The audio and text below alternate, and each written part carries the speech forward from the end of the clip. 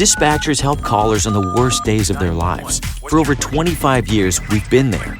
A silent partner in millions of calls thanks to our redundant and diverse networks that ensure call delivery. Today, cities are bigger, traffic more congested, and the challenge is more complex. But you're never alone, because InDigital is quietly improving, implementing, and driving the next generation of 911, so you're supported in every situation.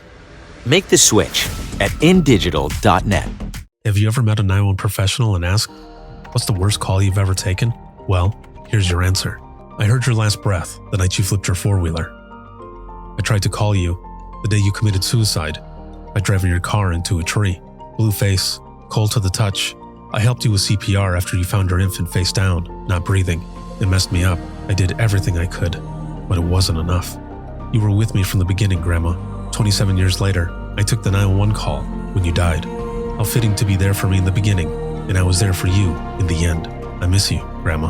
I am 911. This is but a glimpse into the world of emergency dispatch. But what is it really like to answer a call during someone's nightmare? What is the impact on the first responder answering the call? Available on Amazon or where you purchase your favorite books and ebooks. Imagine listening. Your worst day is our everyday.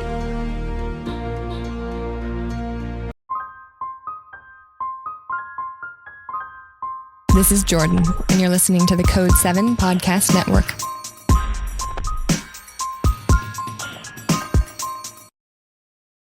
Warning.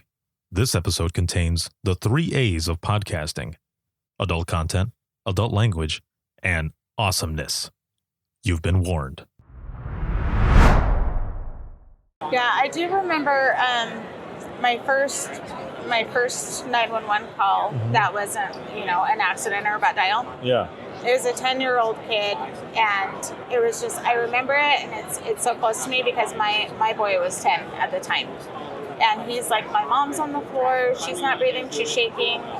I don't know if she had a seizure disorder. He didn't say it was a seizure, but and I said, what's your address? And this is my first time, so I'm like, oh my gosh, all this stuff, like, you walk through it, with nobody on the other end of the line, you know what to push, you know where to go, and you just like freeze, like I gotta help this kid.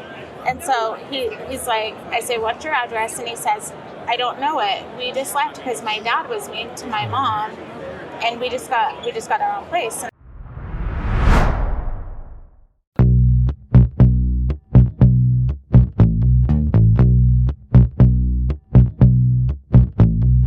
Welcome to Within the Trenches, true stories from the 911 dispatchers who live them.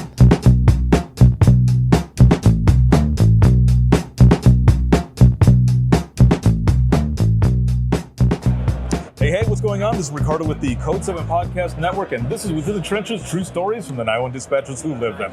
We are currently live in the vendor hall here at NENA 2025 in Long Beach, California. We are sitting in booth 621 and just recently announced this awesome partnership with Within the Trenches Podcast and Rapid SOS, and I am super excited to have my guest today, the first scavenger hunt winner. My guest today is Tiffany, and she's a 911 professional with 911 Communications out of Utah. How are you doing? Good, how are you? I am doing very well. So I want to jump in really quick here before we learn your story on how did you get here to begin with? Because you're a scholarship winner, right? I am. So it's my second year. Yeah. Last year I had my resignation letter written out, signed, in my bag, ready to turn in when I got back from conference. Yeah. I was going to give it a try. I hadn't been to conference. It was my first my first time out of the center for training. And so I figured I'd go and see what it was all about. And then right when I get back, I'm quitting. And I'm going to have the rest of the summer off and just spend time with my kids and grandkids. So I went to National in Florida, Yep. and it was life-changing. I seriously was like, I love this job. I love this profession. I love everything about it, except for sometimes maybe not things in the center. Yeah. But the job is everything. Like, I love it. So I didn't quit my job. Yeah. I stayed there. I did go part-time because we were being overworked, and I had some family things that I needed to do. but I still work there. And I told myself, like, I did this for me. My work did send me last year. I'm on the Utah board. Yeah. But I won't miss it again, even if they don't support it. So this year I said, hey, I'm on the board again, and I want to go again. This is something that's amazing. Like it seriously fills the cup of the cup of you that's empty all the time from this profession, and you can fill it up in a week here. Yes. So I'm like, I got to do it again. Right. So I had asked to go, and they said they weren't sending anybody. We don't have the staffing, but when they announced the dates last year, I asked for those days off a year in advance, and I booked a hotel, and I'm like, I will get there. It does not matter how I get there, I will get there. So I asked to come. We weren't sending anybody, so I said, okay, I've got to figure out a different way. I wasn't mad, I wasn't sad, I was like, I'm still going. So still have the days off. I applied for the Gold Line Scholarship, and they're like, we'll tell everybody by April 15th who won. And April 15th came and went, and I was just like, oh man, I didn't get it, dang it. So I went to my director and I said, hey, I'm still going, but I didn't get the scholarship. Anyhow, next morning I woke up and there's an email that I got the scholarship. It's one of 50 out of the United States, Canada. I was so pumped, so excited. So that's how I got here, and it's just amazing. But I was so excited, told my work about it. They were not excited. They're not supporting it. They're not recognizing it. I think it's a huge deal. It's a huge deal to me. Yes. And that's just what it is. It's a huge deal to me. And if it's just me, that's me. And I'm the only one that matters. So this is exactly correct. Yes. I love that you have that mentality, that mindset of choosing you. And I think a lot of times in this profession, we don't choose us. It's always about everyone else, right? And it's always about getting the help out, getting help out to everyone else. But when it comes to us, we're like, I'll get to it. Right, and that's when you'll stay at the bottom. Right, yeah. You don't need permission to give yourself a gift. Yeah, so exactly. This is my gift to myself. It is. With the help of the scholarship this year. Right, yeah, and it's refreshing that you have this mindset and everything, that you're going into this. So what I want to do is I want to, first off, congratulations once again. I've told you this since I've seen you here today and yesterday. But again, congratulations. That is amazing. Those who are listening right now, think about that. Choosing you and everything that you want to do to invest in yourself to get further. There's way more outside of the center, like these conferences, like trainings. There are so many things. I know people are probably listening to this saying, well, I don't get these opportunities. However, you can't always say that because there's an opportunity, right, for those scholarships. And if you get it, awesome, amazing. If you don't, try it again and keep doing it until you go, because you're right, it is life-changing. The networking alone, and the classes, the experience, all of it. I mean, you'll meet people that have the same things in common as you, where you might think, man, I thought I was the only person. Right. And you find someone else who's going through the exact same thing, and you can learn from them. Person. Right. A bunch of people. Yes, exactly. So let's go back in time really quick as we're sitting here talking about this. How did you get into public safety to begin with, though? I moved up to the county where I live in to be close to my brother. Mm-hmm. Since then, he's moved away, so I'm there by myself. Yeah. And he told me that they were hiring, and I was like, "That is so amazing! Like, I want to do that.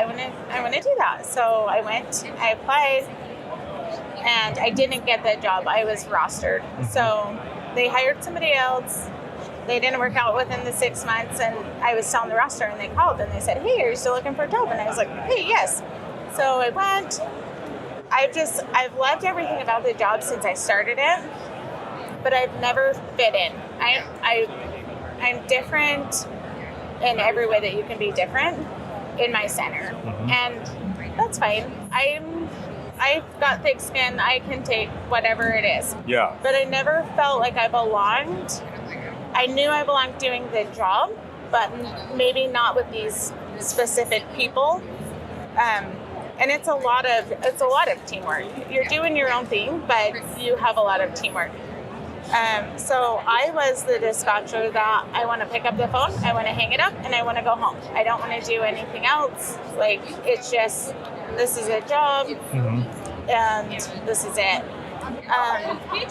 So then I talked to my director, and she's like, have you heard about NENA? I think you'd be great on the NENA board. Do you want to do that? And I was like, what's NENA? This is 2 years ago. Yeah. And I'm like, well, what's NENA? And she's telling me, and I'm like, hey, this is pretty cool. But all our center knew about was APCO, because we had 2 people that worked for APCO. Yeah. But that was too many, and there wasn't room for someone else to go do it.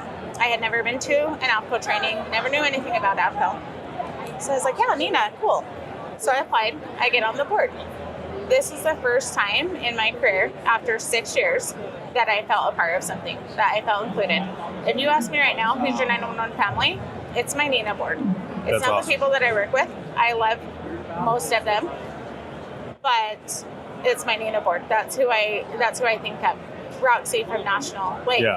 You reach out to me in Utah, to give me support. That's unheard of, because the person sitting next to me doesn't support me. Right. So NENA, it's my 911 family, and I won't miss it as long as I'm dispatching ever again.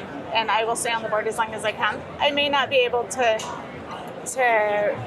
I don't know if my center will support it next year. We do have to have the director sign that, that we can run.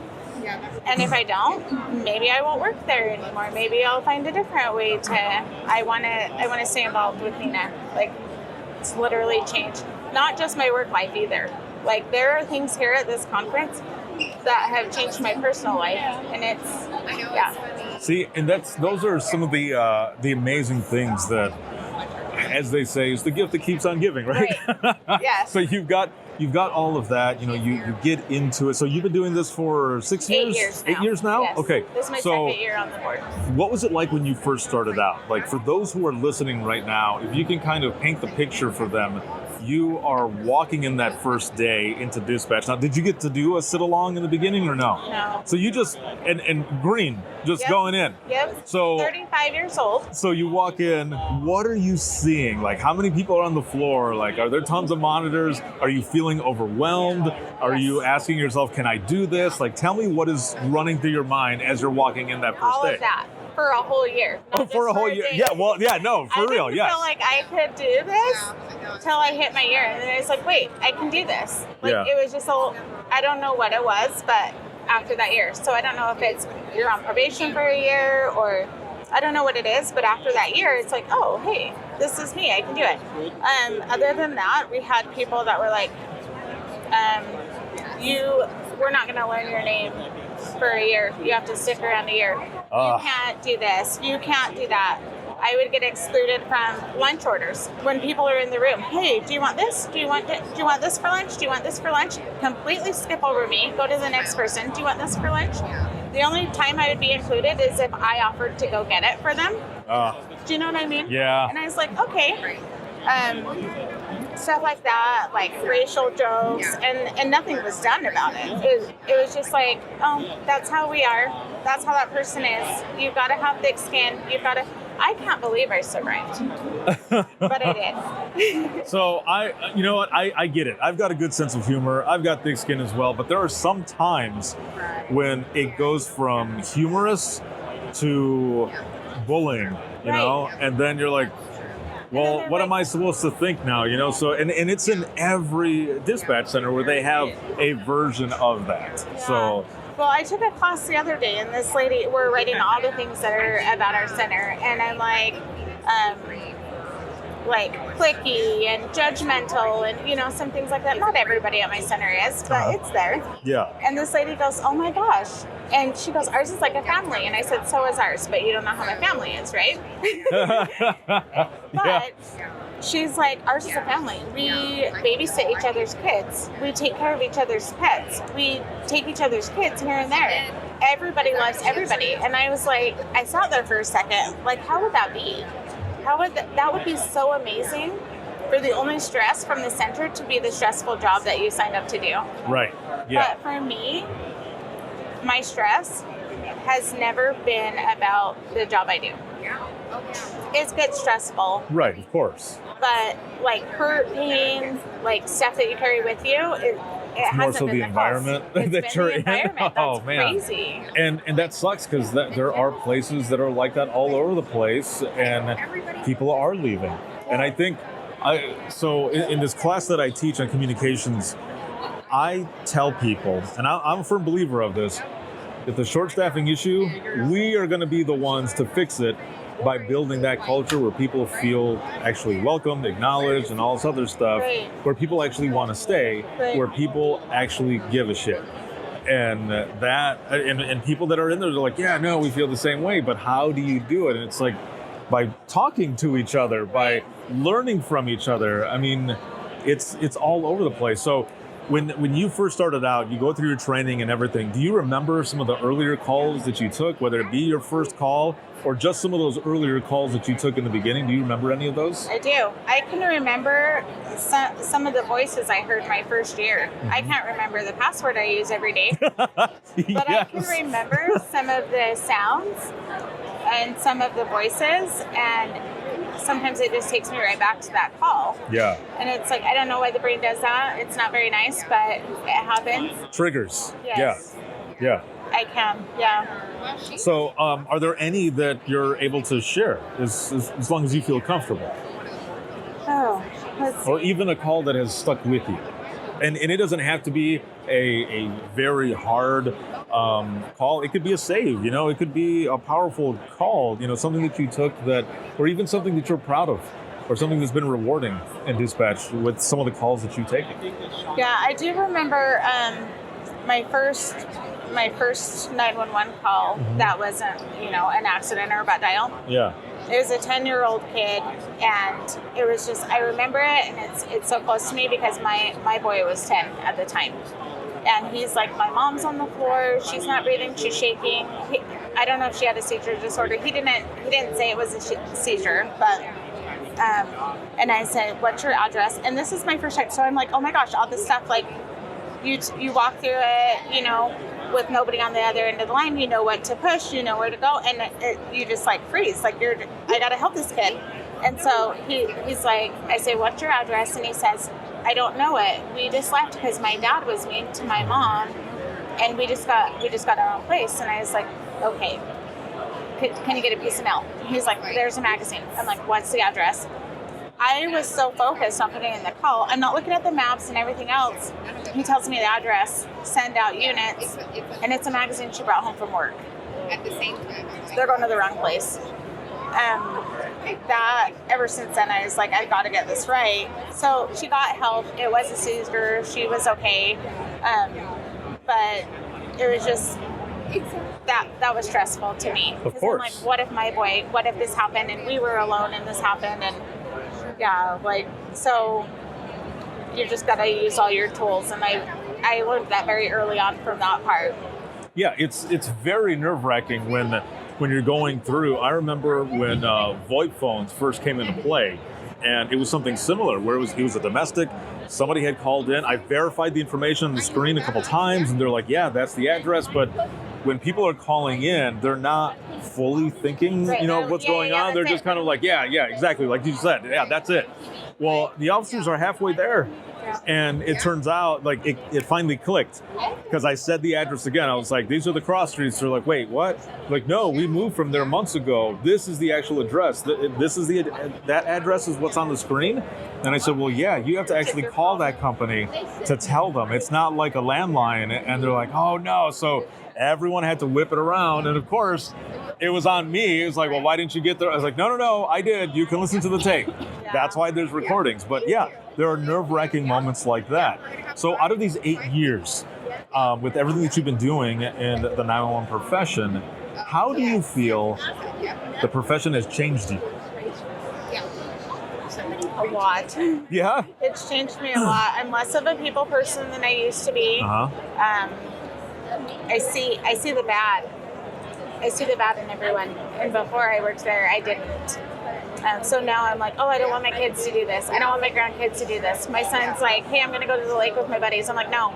And I can't be like, oh, right, hey, because you're thinking, yeah. The last time I heard that lake, somebody went under the water and never came up. Right. I don't want you going. Yeah. I can't instill that in them, the fear, but it's a lot of fear, and it's just every day. But I don't know. It has changed me. There are some positive changes, a lot of negative though.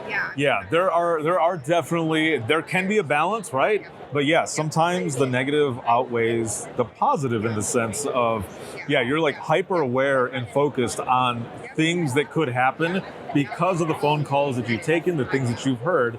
Excuse me. But I feel like there's superpowers that we get from it as well, because how many times now in the 8 years that you've been in this profession have you been in a situation where someone might react a certain way where you are calm, cool, and collected, and you know how to wordsmith, navigate your words, and how to get through conversations, especially if you're on the phone being on a hold with customer service or something, you're able to be calm. Yes. Like there's that. Yeah, there's a lot of stuff like that comes out, but also dispatch here does not turn off.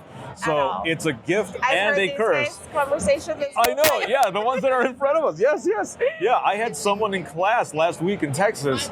She had said something, and I was all the way up front, and I pointed at her and I said it, and she goes, I didn't, you heard me. And I was like, yeah, I heard you. I was like, this doesn't turn off. I was like, I'm just like you. So yeah, there are a lot of positives. You know, there's a lot of those good moments that happen in 911 as well, which is why I love this profession. Yeah, there's a lot of hell in 911. There's a lot of hard parts, right? But there's also a lot more resources now to help a lot of us get through some of the things where, like when I first started out in 2001, nobody was talking about dispatcher resilience, mental health and wellness. There was nothing like that. There was no resources. It was just like, put some dirt on it, get back in there, buddy, you got this. And so, yeah, exactly. Yeah, put some Windex on it, drink a 7-Up. There's so many more good things that are out there now. So, as we go, but we need to go to these conferences to find them, to learn about them, to bring them back. Right. And we also need to be accepted. We've got to stop well, this is the way we've always done it. This is how it's going to be. A phrase that I hate, yes. We've got to stop that. Well, I don't know why we do it, but we always have, and it's We've always worked. done it this way, yes. And it's like, it's actually not working. Can you open your eyes? It's not working. Right, exactly. And you know, so many centers, I'm not just going to say mine, so many centers are just like, oh, you need more money. You need more money. You need more money. I'm here for more money. But when people are leaving for $5 and $10 less an hour to get out of your environment is not about money. That is very telling. Yeah. When people are not picking up overtime, which is the big money, it's a problem. Yeah. I have spoken to a lot of people who have said that they would rather take a pay cut to work in a place that has a good culture than to make tons of money and just feel like shit all the time and not have support around them. So as we go into the wrap up of this episode, it's been awesome to have you here and talk with you and learn more about you and everything. And again, congratulations on the Gold Line Scholarship and everything that you're doing. Our friend Julie here was telling me right off the bat, like, you've got to get her on. And you were hesitant a little bit in the beginning, but I'm glad that you sat down with me. So here's the final question for you. Out of the 8 years that you've been in this profession, if you could go back in time to talk to yourself in the beginning, what would you tell yourself? And it's not to change anything, because I feel as though there are hard lessons, all types of lessons that we learn that bring us to the person that we are today. But if you could go back in time to talk to yourself, what would you say to yourself? You're going to need help. You're going to need support. Go find it and go get it. If no one's going to bring it to you, go find it. That's awesome. Perfect. You're good. You're good. I'm not going to cry. Thank you so much. But you know, even with letting out the emotions, this is a good thing. No, because we're supposed to be tough. We are supposed to be tough, but there's more courage in showing that emotion than holding it in. So this is a good thing. No, just bottle that shit up. No. I did that shit for too long. and it hurt more than it helped. Yeah. So that's what's good about conversations like this Yes. and what you are doing right now in showing that emotion. This is a good thing. So thank you for everything that you do, for your perspective, your mindset in this profession. I appreciate you. And as we go into the wrap up, for everyone who's listening right now, if you have any comments, questions, you ever want to be a guest on the show, simply send a message to, or hit the link to be a guest.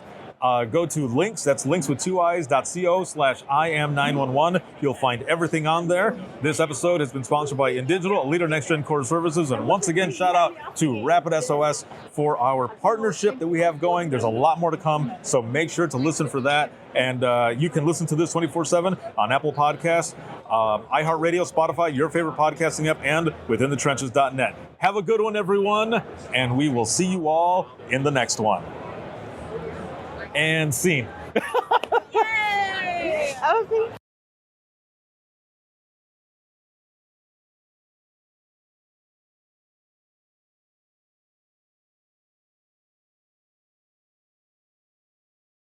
Imagine listening to someone's worst day every single day. Imagine listening as someone experiences life, through their worst nightmare to the miracle of birth or a life saved. I'm Ricardo Martinez, a former 911 dispatcher, and for years, I've been recording the voices of a hidden world, ours. I've provided a space for 911 dispatchers to share their powerful stories. It started as a peer support session and continues. Dispatchers sitting together, sharing out loud, or writing down what they couldn't say. Some stories will grip you. Stories of heartbreak, resilience, and calls that haunt us long after the line goes quiet. But imagine listening is more than heavy emotion. It's about healing. It's about laughing through the chaos, lifting each other up, and reminding the world that dispatchers are human too. The lighthearted will balance the heavy. Experience the power of storytelling, a podcast for the thin gold line and those who want to understand it. This is Imagine Listening. Your worst day is our everyday. Subscribe now wherever you listen to your favorite podcasts.